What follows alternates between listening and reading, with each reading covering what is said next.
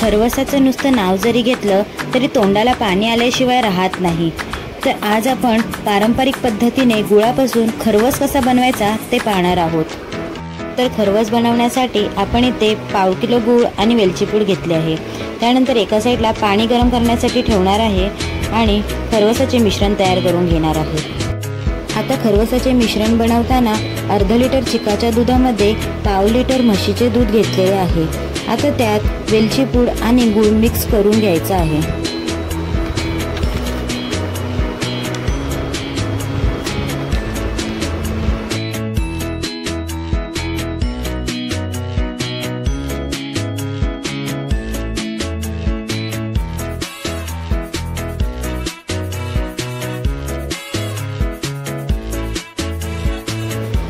गूळ विरघळेपर्यंत मिक्स करून घ्यायचा आहे। जर गुळाचे खडे राहिले असतील तर तुम्ही मिश्रण गाळणीने गाळून सुद्धा घेऊ शकता।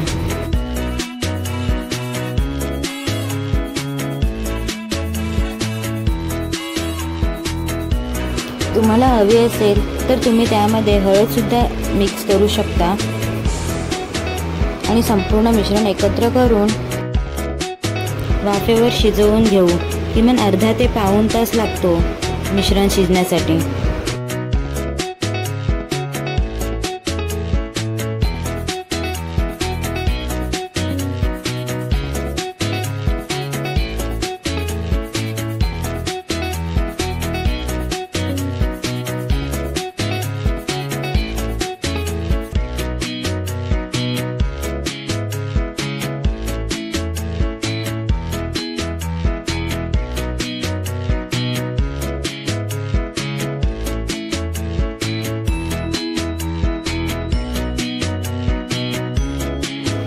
आता हे मिश्रण आपण चेक करून बघायचं की नीट शिजलं आहे की नाही।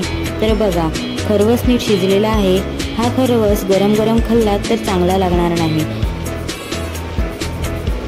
तो कुस्करला जाईल। तर आपण काय करायचं, रात्रभर हा फ्रीजमध्ये ठेवायचा आणि सकाळी उठल्यानंतर खायचा। तुम्ही सकाळी उठून हा खरवस खाऊन बघा, किती सुंदर लागतो। एकदम भारी खरवस खाण्यासाठी तयार आहे। तर तुम्हाला माझी ही रेसिपी आवडली असेल तर लाईक करा, शेअर करा, कमेंट करा आणि सबस्क्राईब करायला अजिबात विसरू नका, म्हणजे असे नवनवीन व्हिडिओ मी तुमच्यापर्यंत नक्की पोहोचवेन। चला तर भेटूया आपण आपल्या नेक्स्ट ब्लॉगमध्ये।